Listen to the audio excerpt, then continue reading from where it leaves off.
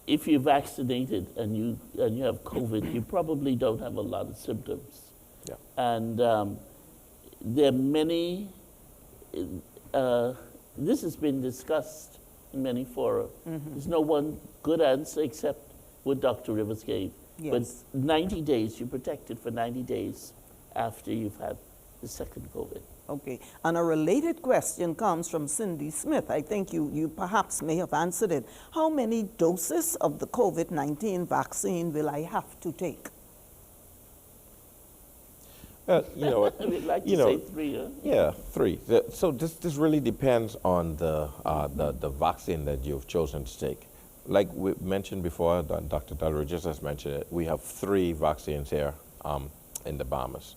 We have AstraZeneca, which is the initial one that we had. We have Pfizer, and we have Johnson & Johnson.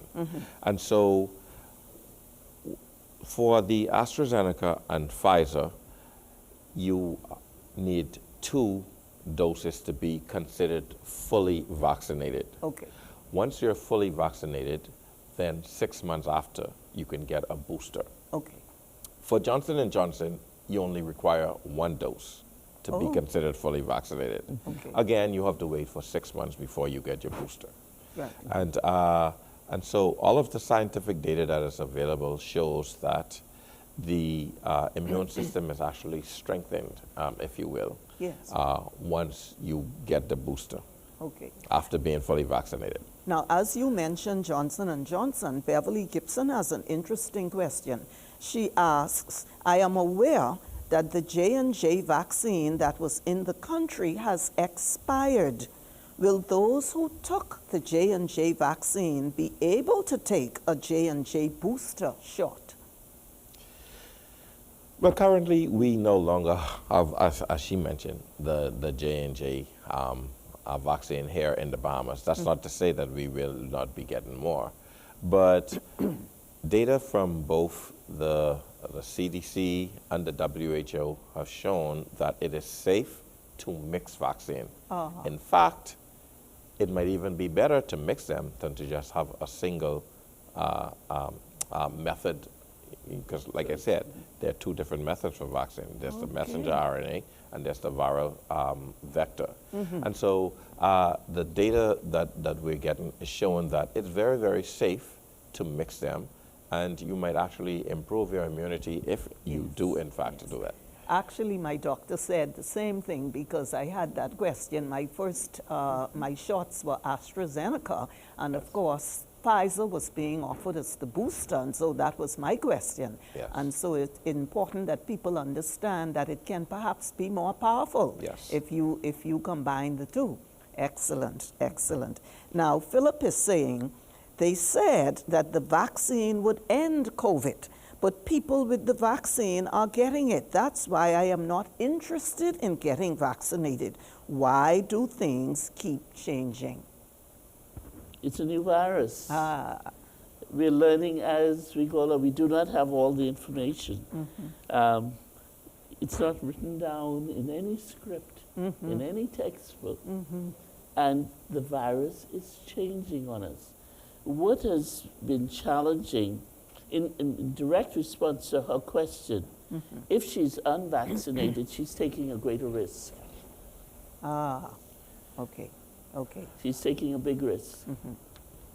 And I'd also like to add that if the person is in fact vaccinated and they do contract the coronavirus, it's very, very likely, there's a much, much greater chance that that person would not get sick where they need hospitalization, where they need oxygen support, or even ventilator support where a machine has to breathe for them. It's also that people who are vaccinated can contract the coronavirus because, like we said, like Dr. Dalry has just mentioned, it's a respiratory virus. And so you might be vaccinated, and definitely some unvaccinated person may have coughed, sneezed around you, and you will likely inhale those pathogens. Now, by virtue of the way we sample COVID, we sample from the nose. And so a lot of times people who have actually contracted, the vaccinated persons who have contracted, sometimes they never even knew they had COVID. There are work protocols where some people work at a hotel or something, and you have to get vaccinated every week or every 2 weeks. You are fully vaccinated, you're never sick, you test positive. And that is because when you inhale that pathogen, it's actually in the nose. And when we sample it, it's there. But your immune system keeps it there. It doesn't go into the bloodstream or into the lungs to cause damage like those persons who are unvaccinated. Yeah, I want to give you an update. I know it's taking a while, Madam Moderator, but with Omicron, this newest variant, they have shown, some studies have shown the viral load is so high in the nose that that the body's defenses, if you have 80% immunity, 20%, you still have to fight that you're not able to fight off the virus. Hence, you have less symptoms.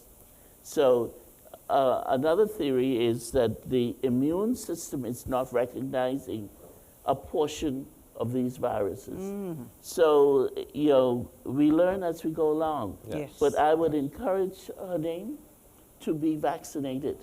You stand a much better chance of staying out of hospital, out of ICU, or even dying. Yes. Oh, my.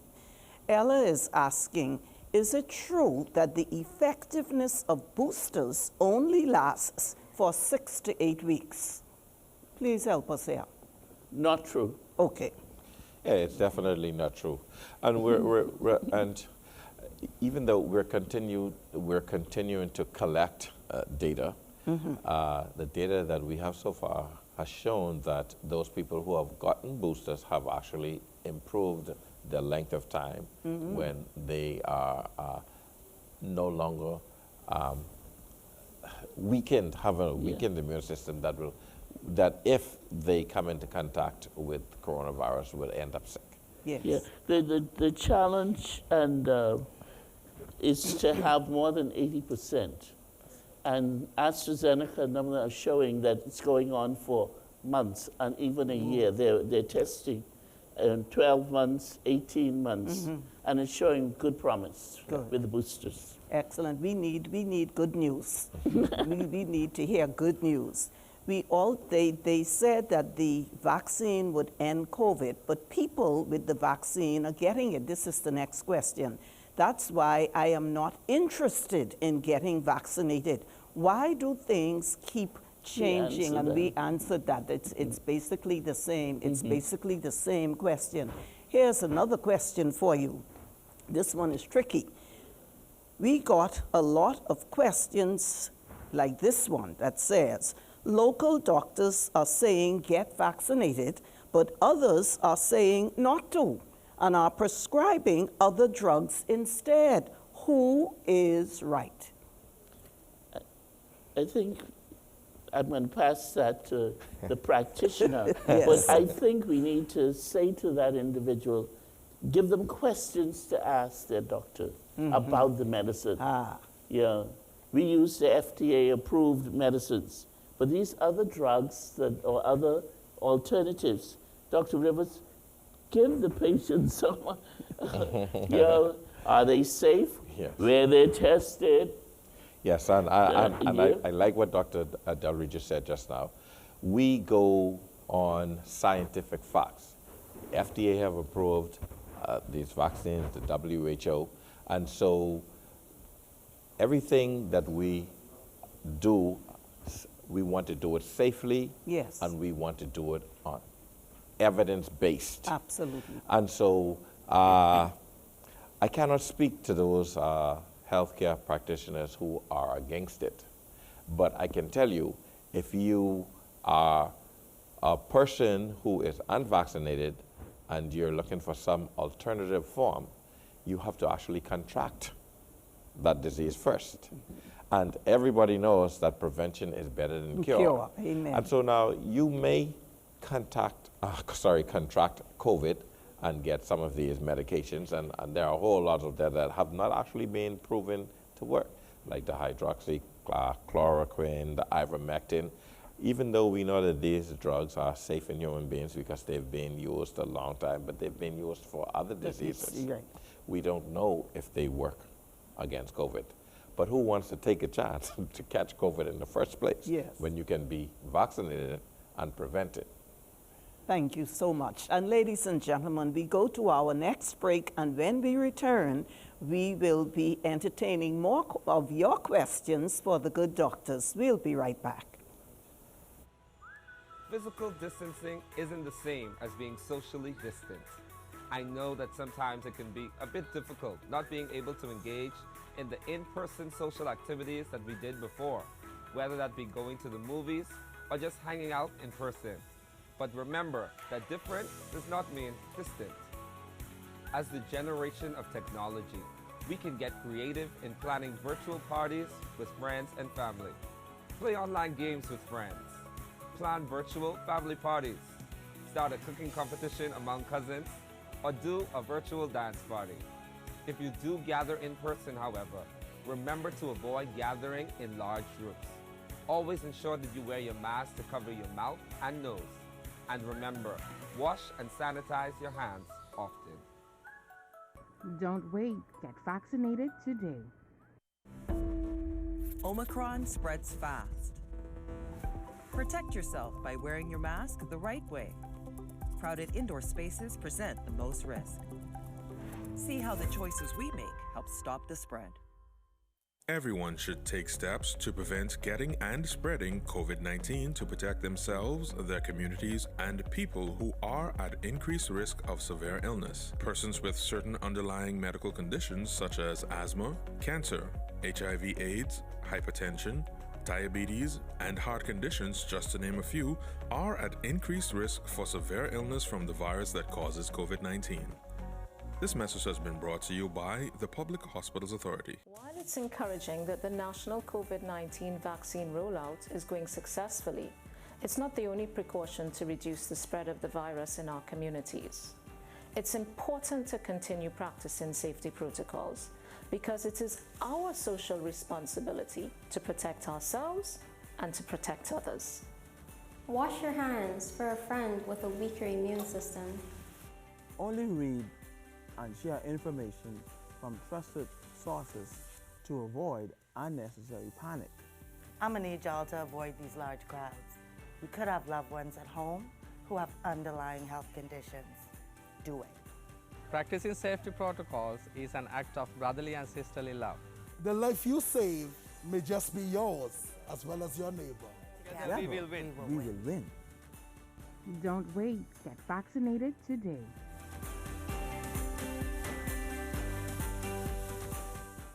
Ladies and gentlemen, welcome back. You are watching or listening to We Rushin Against COVID in 2022.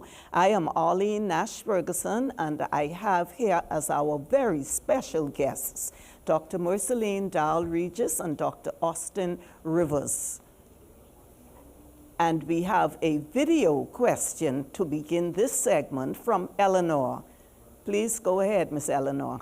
What do we do when you go to the hospital or to these doctors or whomever telling you that you have COVID? What sort of recommendation, what kind of medicines, what? Excellent question. What happens after the diagnosis? What are the guidelines? Well, first of all, as a practitioner, there are protocols. Yes, there are protocols, and you manage your patient based on symptoms. Now, some people might have mild symptoms, some might have moderate symptoms, some might have severe symptoms.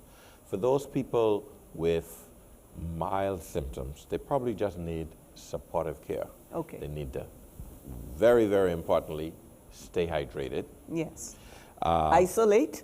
Yes, definitely isolate. And I want to, because some people are really confused about the terms isolate and quarantine. Yes. You know, you quarantine when you're not sure whether you have the virus. You isolate once you know you're positive.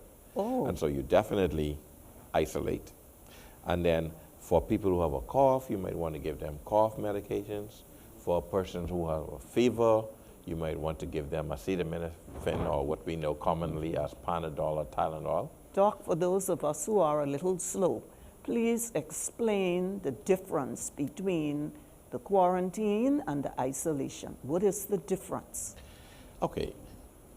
If you are or suspect you have been in contact with a person who's had COVID and you haven't exhibited any symptoms, and you haven't been tested, but you might sometimes later on develop respiratory symptoms, but you haven't been tested. So you don't know your status. Yeah. You separate yourself from the rest of the community. That is called quarantine. Once you've been tested and you know you have COVID, it's positive, you isolate. So the difference is just in the terminology, but it's basically setting yourself aside, apart. Yes. Okay. All right, thank you. Right. Yes. With isolation, you are to be contained in a confined space. Yes. Okay. Okay? Yes. No co-mixing, because I'd say to Miss Eleanor, you went to the hospital, I'd like to know why you went. Why did you go? Were you symptomatic? Because when your symptoms start and they test you, you're positive, it means that you've had that virus before your symptoms began. Okay. If they tell you you're positive, you're still shedding the virus. So you want to protect the other people around you. You, right. Okay, and that's where quarantine comes in. You isolate yourself to avoid contact or spreading it further to the other people. Yes. Ventilation is so critical. Oh. You need to be in a well-ventilated room. No air conditioning. If you can open the windows. Ah, okay. It helps your breathing. And then you monitor your symptoms, as Dr. Rivers has said. Yes. If you have any distress, you need to let somebody know right away. We also recommend a pulse oximeter that the public health nurses can bring you one, or you can go to the store and buy one. It tells you of your oxygen saturation. And usually 96, you know when you're not feeling well, and you take that, or you ask someone to take it for you, that would give you some guidance as to your respiratory functions. Thank you. Jan Johnson is asking, some countries are dropping mask wearing and mandates. When will we be moving in that direction? Do we want to say soon? Soon would be even better. Again, it depends on the masses. The sooner we get vaccinated, the sooner we become free of this scourge called COVID. And so I know there are some European Union countries that have dropped the mask mandate. And so, but they have high vaccination rates. Very, very high vaccination rates. That's the correlation, yes. But of course, all we heard was they are dropping all the restrictions. We want to know when it's our time, when we get vaccinated. When we get vaccinated. It is, but we can do it. The young people, if we were to vaccinate all the sports teams, if we vaccinated all those who go to the shack, I met with some very charming party promoters.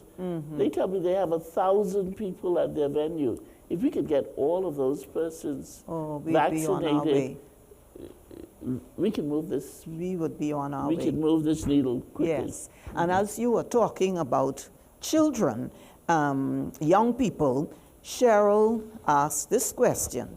Students recently returned to school for hybrid learning in mid-January. She wants to know, my friend feels that the return to school would mean infection, as she feels children can be asymptomatic carriers. Is this the case? Yes, children can in fact be asymptomatic carriers. And so it's really incumbent upon the adults in that household, the adults in that community to get vaccinated. because, you know, a child might contract that disease and may not be sick or can get sick. But the concern is once he contracts the disease and he takes it home, mom can get it, aunt can get it, grandma can get it. And it's not really what it's going to do to the child who is asymptomatic, it's what's going to do to the person who he takes it home to. And so, fortunately, with the Pfizer, it's being proven to be safe in children 12 and above.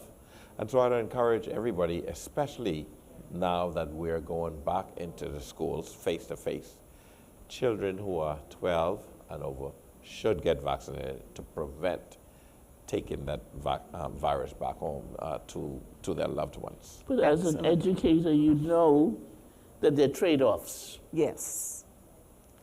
If they're not in school, what happens? We have to make the environment safe enough, but as the adults have a responsibility as well. Yes. It's a catch-22 situation. But there are trade-offs. Yes. Now, we only have a few seconds before this break. Our time is running quickly, but I have to squeeze this question in, Dr. Rivers. COVID keeps dragging out. This is from Brandon. What targets can we really aim for that will make us feel like we actually can have Junkanoo this year? What protocols, Rodney Russell is asking, what protocols are needed to get back to Bay Street? We get to the crux of the matter now.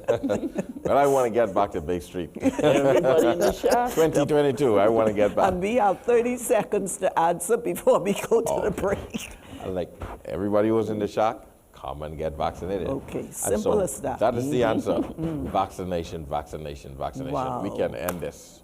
We can end this protocol. Simple Stop listening as to that. misinformation. Yes. Get the facts. Let's get go the to Bay. truth, and let's go to Bay. Excellent. And so, ladies and gentlemen, on that positive note, we will take our final break and we'll be right back to wrap up.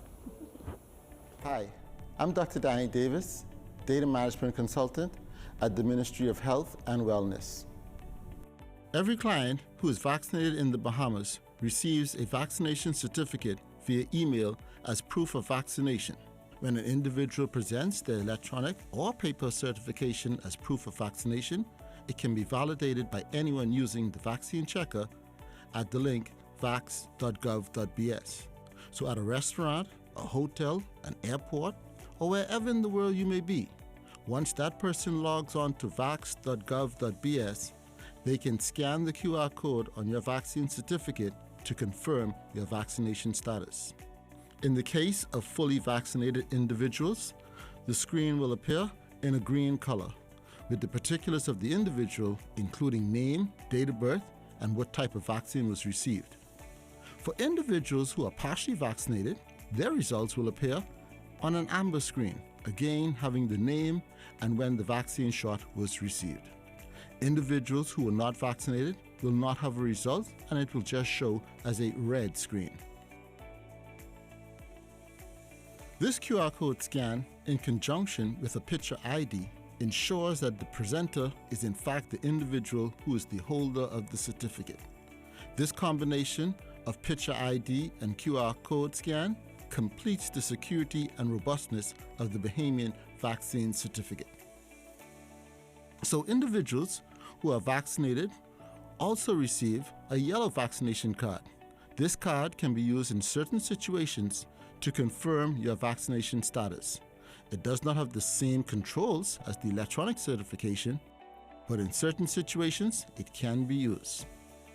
In many jurisdictions, there will be a preference for the electronic certificate, so we urge you to download it from vax.gov.bs. Save it as a picture on your phone, or better yet, save it as the background picture on your phone.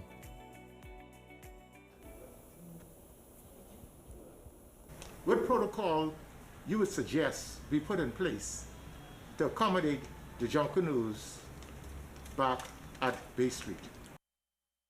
Rivers say everyone that goes to the shack needs to be vaccinated. You need to help him make that happen as a Junkanoo. In the meantime, before you go to the shack, the public health, you need to wear your mask properly. Must cover your nose and your mouth. When you're vaccinated, it takes a good 2 weeks for you to develop immunity. So until that time, you must wear your mask. You must wash your hands a lot of times, as often as you can. And if possible, for the period while you're building your immunity, you need to not be close to each other. When you're blowing the horns, do it at a distance. Just for that period of time until your immune system is strong enough to overcome COVID. So that's a responsibility you have, Mr. It's a responsibility of of the Junkanoo Committee, of the community, of the Junkanoo community. Okay. Yeah, to practice good protocols. Yes. Get vaccinated, and I think once that happens, it is now showing that the people who are vaccinated are less likely to spread the virus in aerosols. Excellent. So we need all of the shack rats, all of the Junkanoos to be conscious of that. We really want to get back to be. Yes. Okay. Dr. Rivers, you're smiling. I see the longing in your eye. And so we are wrapping up. The time has gone so quickly, and it has been so informative. Let's begin with you, Dr. Rivers. Please give us your closing remarks. Well, you know, the Bahamas is really being challenged with this pandemic. But even though, despite the challenges, we have the answer. And it takes everyone to do their part. The young, the old. It takes it all. Unless we take this seriously, unless we love ourselves, unless we love our country enough to do what it takes to get us back on track, then we'll always be challenged. And so my message to everyone, and not just to the Junkanoos, but to everybody who loves the Bahamas, who loves culture, do the responsible thing. Go and get vaccinated. Thank you so much, and thank you for everything that you do on behalf of the good health of the people of the Bahamas. Thank you. Thank you, too. Dr. Dal Regis. I do not have much to add. I think the charge is to those who have not been vaccinated, help. Help is needed. You need to be encouraged, but you need to encourage each other. It's safe. We now have vaccines. There was a time when we didn't. We are ready to give it to you. We are ready to support you, and at all ages, but particularly those who move about so much, who go to parties. You want to return to a safe environment. Valentine is coming up. You want to be free, immunized, express your interests. Yes, February the 14th is right here. Get yourself ready. Well, it has been truly an informative hour, and we are grateful for what both of you do on behalf of the people of the Bahamas. We look forward to more sessions like this when the general public will be able to submit their questions and feel comfortable enough to go and get their vaccines. Let's get those numbers up. Good. And so, ladies and gentlemen, this has been the Rushin against COVID in 2022. We do trust that you have learned something this evening about the situation that we are in that you did not know before. And we also pray that you will make the decision, if you are not vaccinated already, to do so that we can all return to a more normal way of life. But in the meantime, we are grateful to all of our medical practitioners who work so hard on our behalf, Please remember also that there are 2 pop-up vaccination sites this weekend. You may go and get your vaccination on Father Marshall Cooper Park in Mason's Addition and also Christie Park on Nassau Street, Saturday, February the 5th, that's Saturday coming, 2022, from 10 a.m., that's in the morning, to 2 p.m. There will also be a speaker's corner where you can get your questions answered. If you can't make it out on Saturday, please visit vax.gov.bs to book an appointment. And so let us get this done and let us make sure that we get ready to resume our normal lives. Thank you for joining us this evening. Good evening.